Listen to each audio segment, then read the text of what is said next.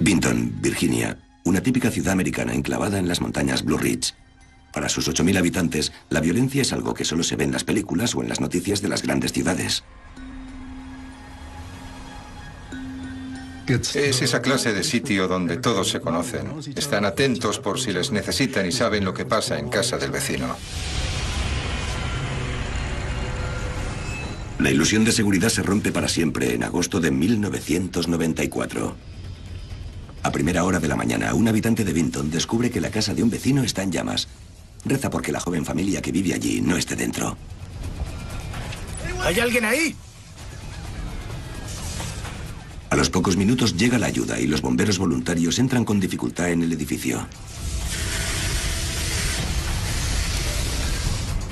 El fuego era intenso y el humo era negro y tan espeso que incluso tiznó las paredes. Cuando el humo se disipa, se produce un descubrimiento nefasto. Los restos de un cadáver adulto en el sofá del salón, irreconocible por la combustión.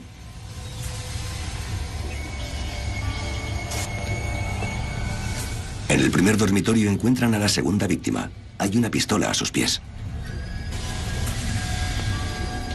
A los primeros que han llegado, les horroriza la idea de entrar en el segundo dormitorio. Sus peores temores se ven confirmados cuando encuentran a dos niñas abrazadas. Están muertas. La policía ha confirmado, Keith, que hay 4 víctimas mortales. Aún no han sido identificadas. Como has dicho, hay niños entre los fallecidos. Los nombres no se han dado a conocer oficialmente, pero todo el mundo sabe que es la casa de la familia Hodges. Blaine, su esposa Teresa y sus hijas Winter, de 11 años, y Anna, de 3.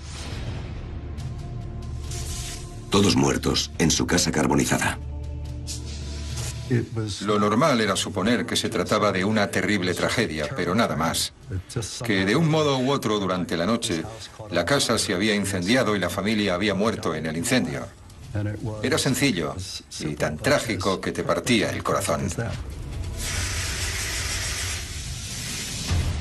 Pero los investigadores enseguida descubren que pasara lo que pasase, no fue un accidente. El suelo está resbaladizo, lo que indica que se usó un acelerante de la combustión para provocar el incendio. Y en el exterior de la casa hay otra pista alarmante. La línea telefónica de la casa estaba cortada. Alguien quería evitar que hubiera comunicación desde dentro. No tenemos un incendio accidental. Tenemos algo que hay que investigar para determinar quién haría algo así. El médico forense efectúa la autopsia de los cadáveres y enseguida concluye que ni el fuego ni la inhalación de humo fueron la causa de la muerte de ninguno de ellos. A Blaine Hodges y a sus 2 hijas les dispararon en la cabeza. A las 2 niñas les dispararon 2 veces a quemarropa.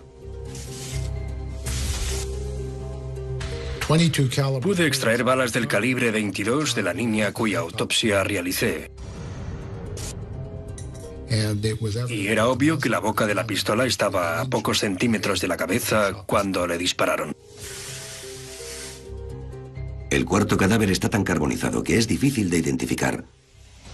Pero el médico forense usa los registros dentales para establecer que es Teresa Hodges. A ella no le dispararon. Durante la autopsia encuentran marcas de ataduras en el cuello que confirman que fue estrangulada. Me pareció que en el caso de Teresa, quien quiera que la hubiese matado quería verla sufrir de verdad. Quizás su muerte fue peor que la del resto de la familia.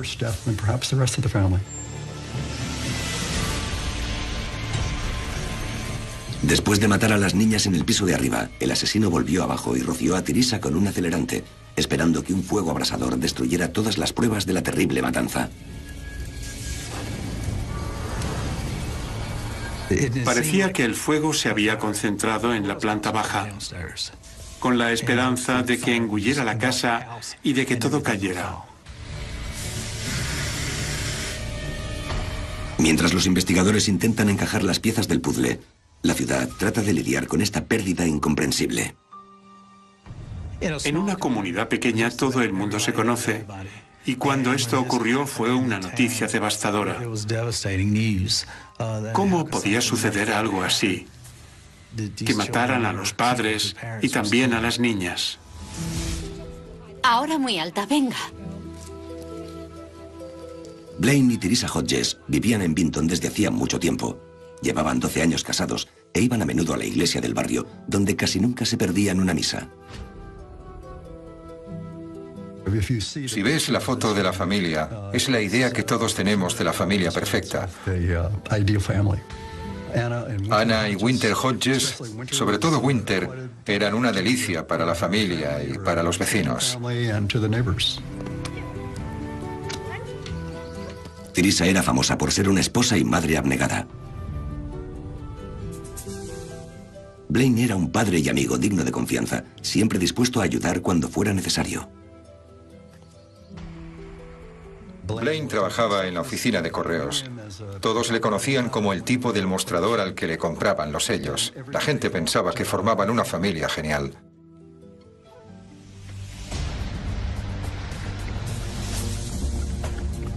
Pero la policía descubre que desde hace pocos meses parece que la familia está en apuros.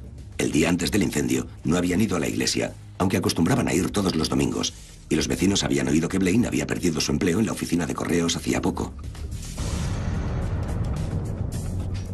Con cada vez más facturas y la tensión en aumento, es posible que Blaine haya sufrido una crisis nerviosa por la presión y matado a su familia para suicidarse después. Empezamos a examinar archivos para ver qué encontrábamos sobre ellos. Los resultados le dieron tal vuelta de tuerca a la historia que supimos que el caso iba a ser más complicado de lo que parecía. Ya he acabado por hoy. Que vaya bien. Lo mismo digo. Resulta que Blaine Hodges no estaba tan limpio como parecía. 6 meses antes, esforzándose por mantener a su familia con su modesto salario, intentó solucionar sus problemas económicos a su manera.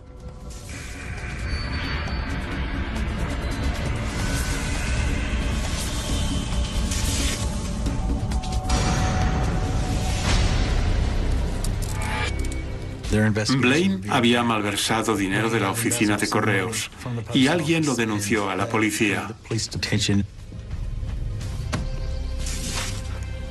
Después de ser juzgado y condenado por robo, Blaine presentó una apelación y esperó que la suerte le acompañara. Pero estaba escrito que no iba a ser así. Iba a cumplir 6 meses de condena por malversación. Blaine debía ingresar en la cárcel esa semana.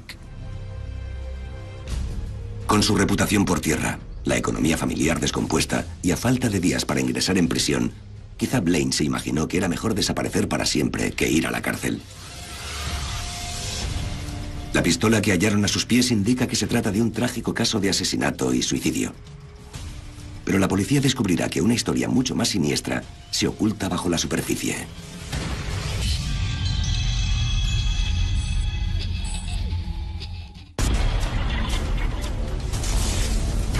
En las cenizas de un fuego devastador, hallan muerta la familia Hodges. Y ahora los investigadores creen que podría tratarse de un asesinato y suicidio. El principal sospechoso es el padre, Blaine Hodges. Después de que las presiones económicas le empujaran a robar, y pocos días antes de que mataran a la familia, el empleado de correos fue condenado por robo, por lo que debía entrar en la cárcel. ¿Acaso la vergüenza y la desesperación le llevaron al asesinato?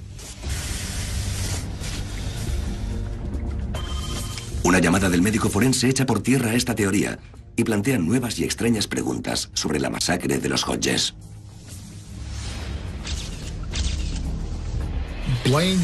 El cuerpo de Blaine mostraba un grado de descomposición mayor que en los demás cuerpos.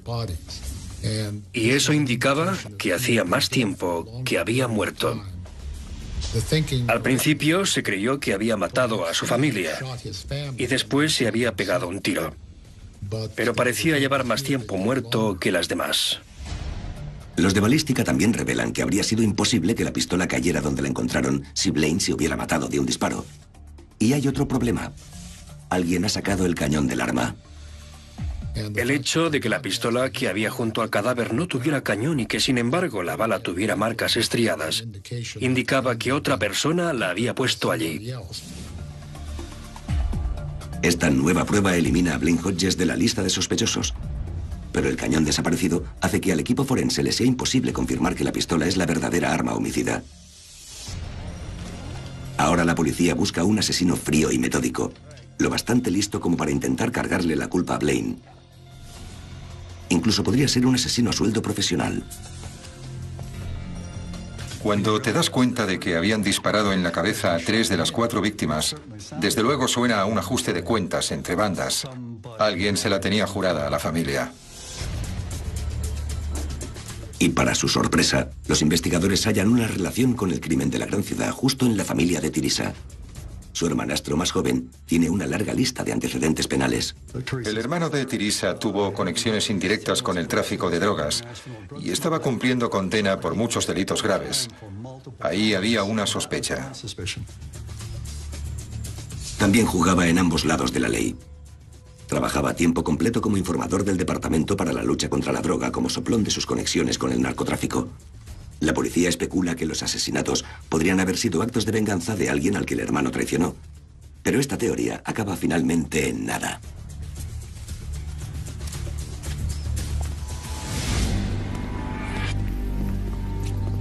Mientras, la tarde del incendio, los agentes empiezan a ir de puerta en puerta en Vinton con la esperanza de encontrar a un testigo ocular.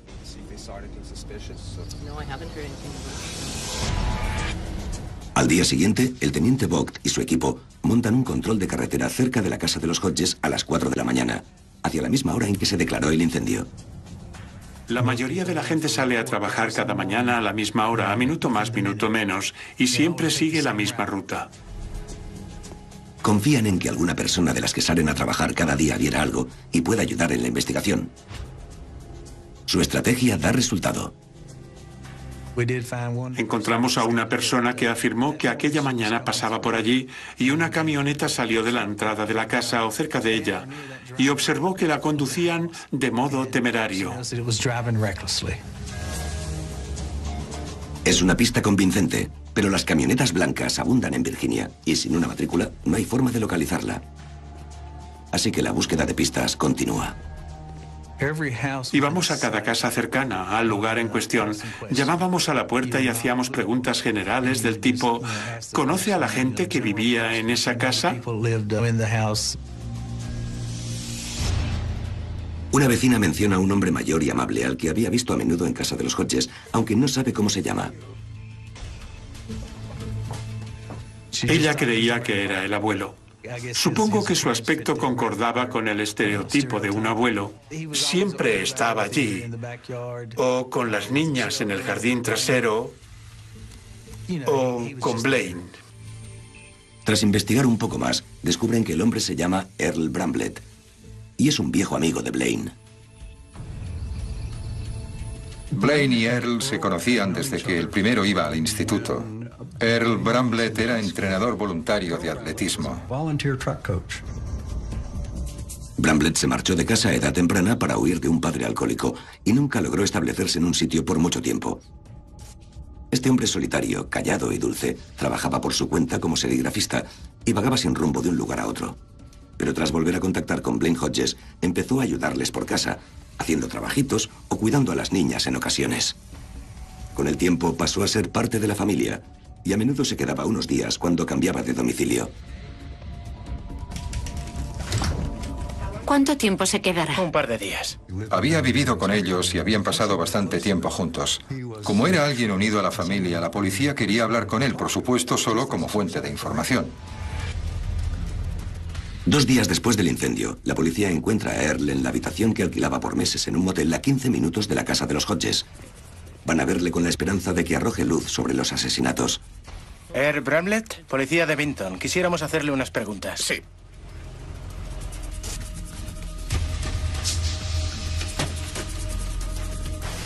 Estamos haciendo una investigación rutinaria sobre el reciente incendio en casa de los Hodges. Fue un accidente horrible. Para su sorpresa, Bramblett se viene abajo en el acto. Su reacción fue de gran dolor y apenado empezó a llorar.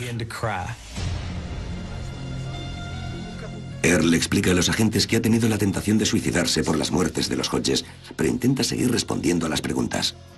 Sin embargo, al preguntarle cuándo fue la última vez que vio a Blaine Hodges con vida, explota de repente con una declaración asombrosa. Adelante. Acúsenme de asesinato. Nos sorprendió. Pensamos, ¿a qué viene esto? ¿Es el grito de dolor de un ser querido y desconsolado? ¿O es la confesión de un asesino despiadado?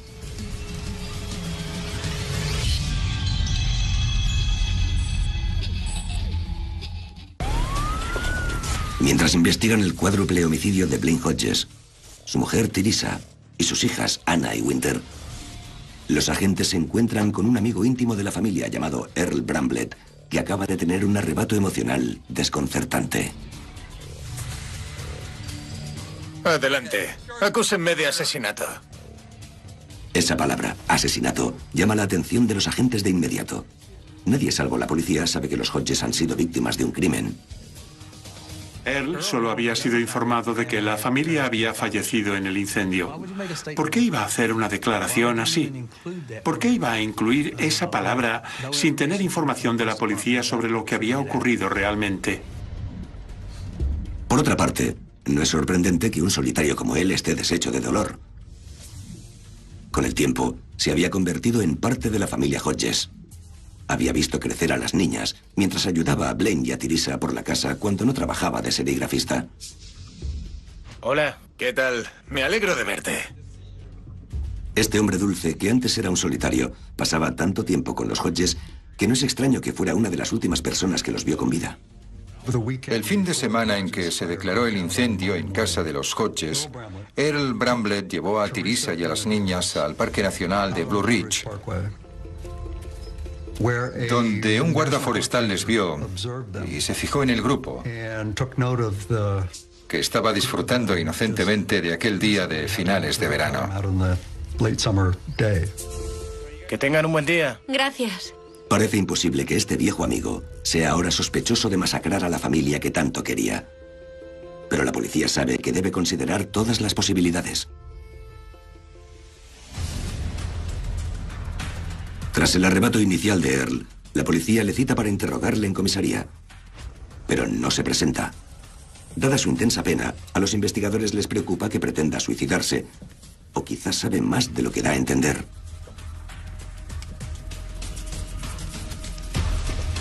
No obstante, en vez de vigilar al sospechoso directamente, se les ocurre una manera astuta de descubrir si hay algo que no les ha contado. Los hermanos de Blaine Hodges estaban ansiosos por obtener información y por supuesto querían que el asesino fuera capturado. Uno de ellos abordó a Bramblett para ver qué le podía sonsacar y la policía le había instalado un micrófono para grabar la conversación. Yo no he hecho nada. ¿Por qué no se lo dices? Soy inocente. Mis abogados dijeron que no debo hablar con la policía. Según los hermanos, Earl afirma que no sabe nada sobre los asesinatos ni sobre quién querría hacerle daño a la familia Hodges. Pero al salir, algo extraño les llama la atención. Encontraron algunas balas junto al sofá del salón. Eran del calibre 22. Son balas del mismo calibre que las que se usaron en los asesinatos, suficiente como para que la policía obtenga una orden de registro. Sacaron a Earl de la habitación del motel. Estuvo en mi coche mientras se realizaba el registro. Se quedó ahí sentado, mirando la puerta. Me preguntó qué buscaban, qué hacían, y yo le contesté que no lo sabía.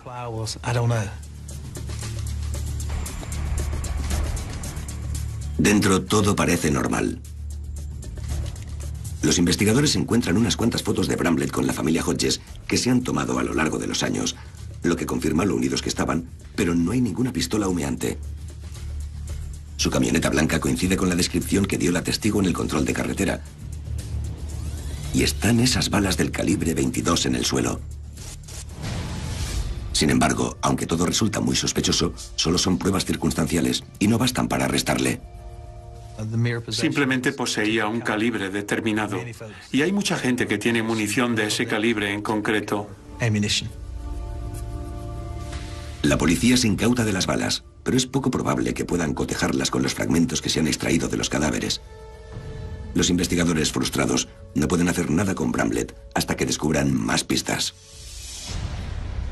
5 días después del crimen, ha corrido la voz de que el incendio no fue accidental.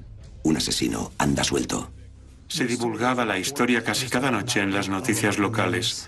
Fue un suceso devastador y había ocurrido en una ciudad pequeña. Cuesta imaginar algo peor desde el punto de vista de un ciudadano. Asumir que estas personas fueron solo víctimas inocentes. La línea telefónica cortada, orificios de bala en la cabeza, alguien prende fuego a la casa en plena noche o antes del amanecer. Creo que fue una época de mucho miedo. Mientras entierran a la joven familia y con los rumores corriendo por la ciudad, el alcalde de Vinton y el jefe de policía ofrecen una rueda de prensa. Creo que los ciudadanos de Vinton no tienen por qué estar preocupados por su seguridad en estos momentos. El jefe de policía dice a los medios que los asesinatos fueron un crimen premeditado, no un encuentro fortuito con un loco. Durante 5 días más, la investigación continúa en vano, sin ningún dato nuevo. Entonces, una llamada inesperada llega de la oficina del sheriff de Shelby, Indiana, a 1000 kilómetros de distancia, donde una mujer llamada Shirley Moore se había presentado en comisaría con una caja grande y una historia increíble. Todo empezó un año antes de los asesinatos. Earl Bramblett tenía una hermana que vivía en Indiana.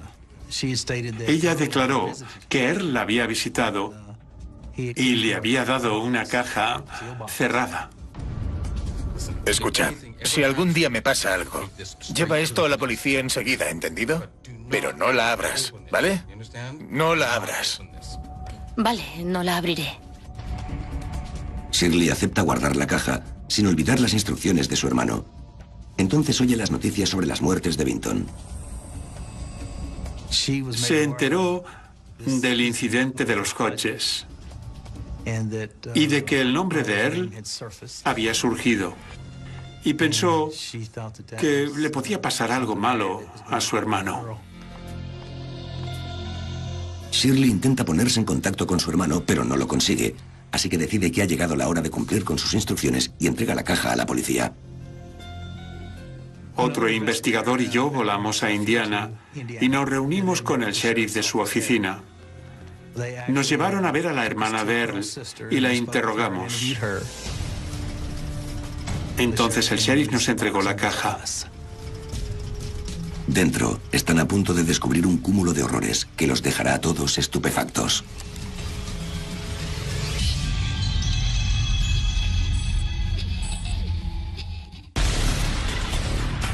Los agentes que investigan el asesinato de los Hodges en Vinton, Virginia, han centrado su atención en un amigo íntimo de la familia llamado Earl Bramblett. Adelante. Acúsenme de asesinato. Adelante. Aún no han conseguido suficiente información para detenerle hasta ahora. La hermana de Bramblett ha entregado una caja personal que Earl le dejó para que se la guardara. Y la policía está a punto de descubrir lo que él ha intentado mantener en secreto a toda costa. Había varias cintas de cassette. Algunas las había grabado el propio Earl. En ellas se oía su voz. En la caja hay unas 60 cintas. Algunas son grabaciones secretas de las conversaciones que tenía con la familia Hodges, pero la mayoría contiene los diarios personales en audio de Earl. Una de las extravagancias de Earl Bramblett era que le gustaba grabar sus cavilaciones. Hacía grabaciones de sus pensamientos que duraban horas. Las cintas revelan que a pesar de las apariencias, hacía un tiempo que la relación entre Earl y Blaine estaba tensa. Empiezo a darme cuenta del traidor, rastrero, hijo de... que tengo por amigo. Está intentando tenderme una trampa. En las cintas, Earl afirma que la familia Hodges trabaja con la policía para incriminarle, con la esperanza de borrar los cargos por malversación de Blaine. Dice que los Hodges le están espiando y le tientan sexualmente para que meta la pata. Pero el detalle más paranoico y perturbador es que la supuesta seductora es Winter, la niña de 11 años. Earl Bramblett estaba dando vueltas en la camioneta o hablando por teléfono, o en algunos casos casi interrogando a las niñas, sobre todo a Winter Hodges. Tenía a Winter en una cinta en la que él le hablaba de sus fantasías. Y estaba claro que aquella no era la clase de conversación que un hombre de 50 años debería tener con una niña. Earl dice en la grabación: hace cosas que son tan maduras, tan eróticas, que te dejarían patidifuso. La manera en que se come un polo, metiéndolo y sacándolo de la boca. Cuando nadie nos ve, me mira a los ojos y abre un poco las piernas. Este es Earl Bramblett mencionando lo que él dice que hace una niña de 11 años. No sé cómo puedes abrir tanto las piernas. ¿Cómo lo haces? ¿Qué? ¿Cómo consigues separar tanto las piernas? ¿Nunca te han visto sin la camisa puesta? Dios mío, ¿qué te crees que soy? O sea, yo te veo siempre así, porque das volteretas y la camisa se te baja, claro. Pues no deberías fijarte tanto, Earl. Bueno, siempre me pides que mire, y la verdad, es difícil no hacerlo. Pues aún así, no mires. Donde los demás veríamos solo a una niña inocente, él empieza a ver de repente algo que podría ser seductor. Y muy a menudo los pedófilos dicen eso, que ella les sedujo, porque él había creado un contexto erotizado para ella. La veía como una tentadora sexual. Cuando oí y leí las transcripciones por primera vez, me quedó claro. Por fin tenía el presentimiento de que había un móvil, de que aunque fuera asqueroso e infame, era tan sencillo como que Earl Bramblett era un pederasta o un pedófilo. Y tenía un interés antinatural en esa niña de 11 años. En la caja también hay montones de fotos, casi todas ellas de Winter. Le dio la caja a su hermana porque se trataba de una de sus posesiones más valiosas. Era obvio que hacía estas grabaciones, que grababa estas evocaciones para usarlas después para excitarse, y era incapaz de destruirlas. No solo no destruyó esas pruebas condenatorias, sino que casi lo confesó a la policía la primera vez que hablaron con él. Creo que la culpa jugó un papel importante. Por eso sufría aquella desviación psicológica. Estaba en un estado de agitación. Algo se descarrió. Ese tipo de conflicto y de neurosis son peligrosos porque, en determinadas circunstancias, con los estímulos adecuados, provocan un arrebato. Parece que Earl Bramblett es tan culpable como el que más. Pero aunque su caja de secretos le ha desenmascarado como pedófilo, no demuestra que sea el autor de una matanza. Ahora los investigadores tienen que encontrar pruebas concretas que demuestren que su oscura obsesión le empujó a matar al objeto de su deseo y a toda su familia. Tras volver a Vinton, los agentes interrogan a los colegas de Bramblett en la tienda de serigrafía. Uno de ellos le dice a la policía que Earl llegó al trabajo hacia las 5 de la mañana el día de los asesinatos. El local está a unos 20 minutos en coche desde la casa de los Hodges y el primer parte del incendio se dio cerca de las 4:50, así que las horas coinciden. El colega también le cuenta a la policía que vio a Earl trasteando con un cubo en un rincón de la tienda. Encontraron unos vaqueros en el lugar del trabajo de Earl. Estaban en un recipiente con un producto químico con el que habían sido lavados. Mientras envían los vaqueros al laboratorio forense para analizarlos, los investigadores descubren una mina de oro en el contenedor de detrás de la tienda. Montones de dibujos y memorias de fantasías asesinas que Bramblett ha tirado. Cuando llegan los resultados de los vaqueros de Bramblett, la sustancia que han encontrado en el tejido empapado proporciona la prueba más contundente hasta el momento. Los vaqueros tenían queroseno u otro acelerante. Los había metido en un cubo con un detergente que, sin él saberlo, había fijado el material inflamable. Así que quizá él creía que los estaba poniendo en una lavadora, pero estaba haciendo exactamente lo contrario. La sustancia es del mismo tipo de acelerante con base de petróleo que se usó para provocar el incendio en la escena del crimen. Con los dibujos, los vaqueros y las cintas, los investigadores creen que tienen suficiente para una orden de arresto. Pero para su consternación, el fiscal del distrito considera que las pruebas son demasiado circunstanciales. El único modo de asegurarse un arresto es situar a Earl Bramblett en la escena del crimen a la hora del incendio o vincularle de algún modo con pruebas materiales de los cadáveres. Con la esperanza de encontrar pistas en su pasado que les puedan servir de ayuda, los agentes examinan su historia personal y descubren que esta no es la primera vez que es sospechoso de asesinato. 20 años antes tenía un negocio de serigrafía en Roanoke, Virginia, en el que trabajaban mujeres jóvenes y atractivas. Parecía haber indicios de cierta predilección por chicas jóvenes, a las que contrataba para que trabajasen en la tienda de serigrafía, y se rumoreaba que había mantenido relaciones con algunas de ellas.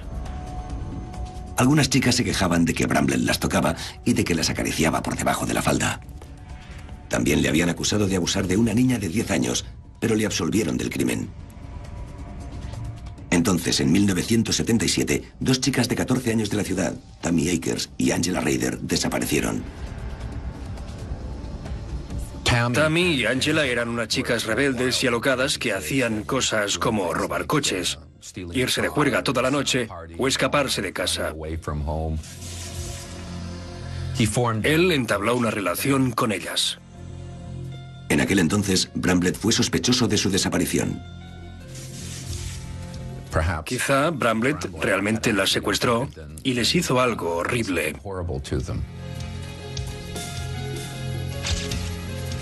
Nunca se encontraron los cuerpos de las chicas. Y aunque las sospechas giraban en torno a Earl Bramblett, nunca se presentó una acusación formal contra él. Entonces, una noche, parece que la culpa pudo más que él. Estaba en una fiesta y había bebido demasiado, y empezaron a hablar sobre esas chicas.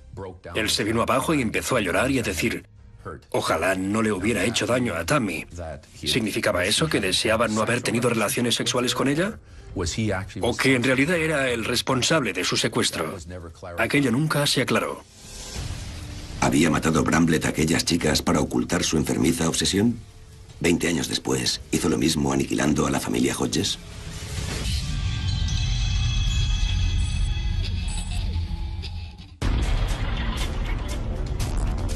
La obsesión de Earl Bramblett con Winter Hodges, de 11 años, le ha desenmascarado como pedófilo psicótico y peligroso.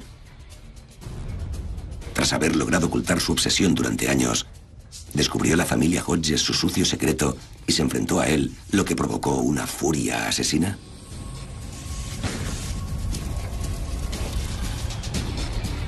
Para preparar la acusación, los investigadores repasan la cronología de los sucesos que precedieron al crimen. Saben por los testigos que Bramblett estuvo en un parque nacional con Teresa y las dos niñas el día del asesinato. Reconstruyen con cuidado lo que creen que ocurrió. Aquella mañana, Earl Bramblett había recogido a la familia para ir a pescar. Como a Blaine le quedaban pocos días para empezar a cumplir su condena en la cárcel, quizá no le apetecía acompañarles. Bramblett podría haber entrado fácilmente en casa unos minutos sin que le vieran, para ocuparse del cabeza de familia. Sentía una lujuria incontenible y se dio cuenta de que el padre sospechaba algo. Tenía que matarle. Dos psicólogos determinaron que sufría de paranoia y que esta le venía desde que le habían acusado de los asesinatos o de los secuestros de las dos chicas 20 años antes.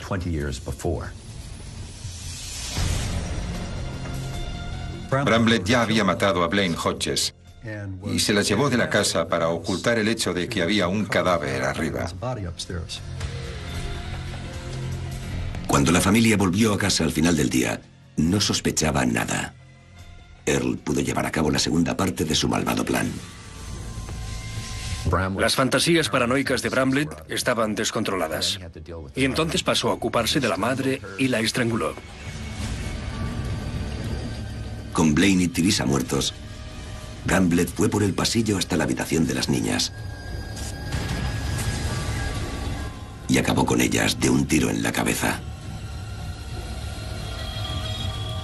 Cuando ya estaban todos muertos, intentó no dejar rastros e incriminó a Blaine colocando la pistola sobre la cama. Pero también sacó el cañón para frustrar la investigación. prende fuego a la casa para destruir todas las pruebas. 20 minutos después, Earl se presenta en el trabajo. Se deshace de los vaqueros, metiéndolos en un cubo lleno de detergente y tira sus notas y dibujos al contenedor. Las piezas del puzzle empiezan a encajar, pero el fiscal del distrito sigue sin creer que la acusación sea lo bastante sólida, así que no pueden poner a Bramblett en prisión preventiva. Le dijeron al principal sospechoso que podía irse, porque se dieron cuenta de que les quedaba mucho trabajo por hacer. Los policías están frustrados, pero mientras, Bramblett ha hablado con su abogado, que también es amigo suyo, y le ha aconsejado que se vaya de la ciudad mientras pueda y espere a que el asunto se olvide. Y eso es lo que hizo Bramblett. Aprovecha la oportunidad y se va de Vinton, Virginia, a Spartanburg, en Carolina del Sur.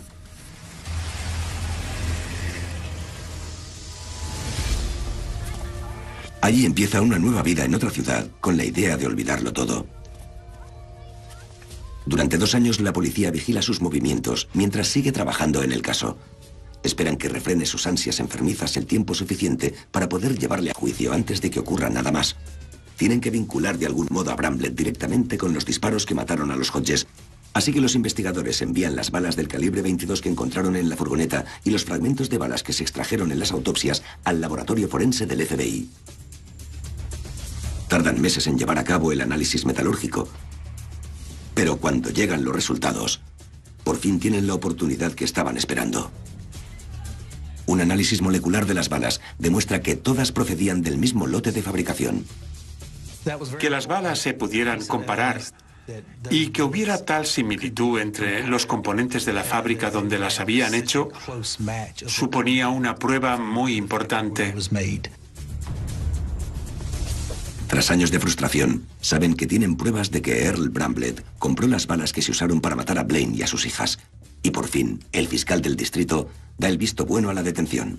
El jefe de policía y varios agentes del FBI fueron a Spartanburg, Carolina del Sur.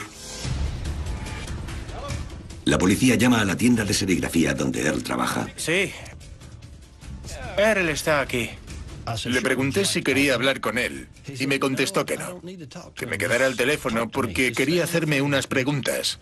Yo quise saber qué pasaba y me dijo que mantuviera la calma. Bien, ¿dónde está? Le dije que estaba en la parte de atrás. Vi que Earl se giraba y era evidente que sabía que estaba hablando de él. Entonces el agente me preguntó, ¿está armado? Si Earl tenía una pistola, y le respondí que sí, pero que no estaba seguro de que la llevara encima. Me pidió que siguiera al teléfono y que permaneciera tranquilo. El dueño de la tienda no tiene ni idea de que los agentes tienen el edificio rodeado desde el momento en que empezó la llamada. Ahora están listos para entrar en acción.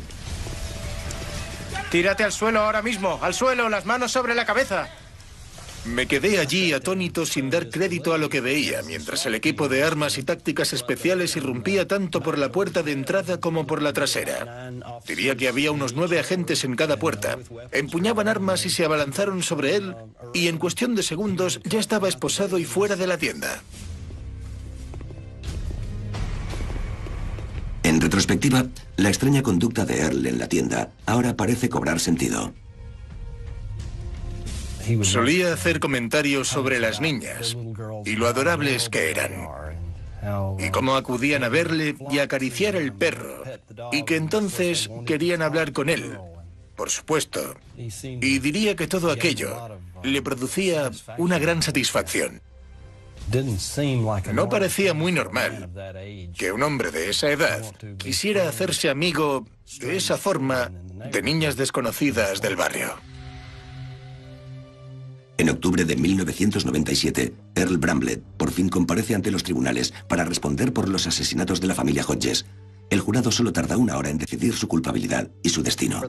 El jurado del juicio a Earl Bramblett acaba de condenarlo a muerte por inyección letal. Mi conclusión, tras estudiar este fenómeno durante mucho tiempo, es que los pedófilos nacen así. Da la casualidad de que les atraen los niños más que las personas adultas. La gente así no cambia. Solo se les puede controlar. Tienen que recordarse a sí mismos lo que son y tienen que evitar el peligro.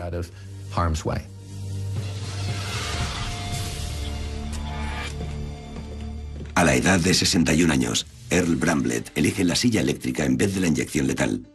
Es ejecutado el 9 de abril de 2003. Se ha hecho justicia, pero Vinton, Virginia, siempre vivirá con el recuerdo de esta trágica historia.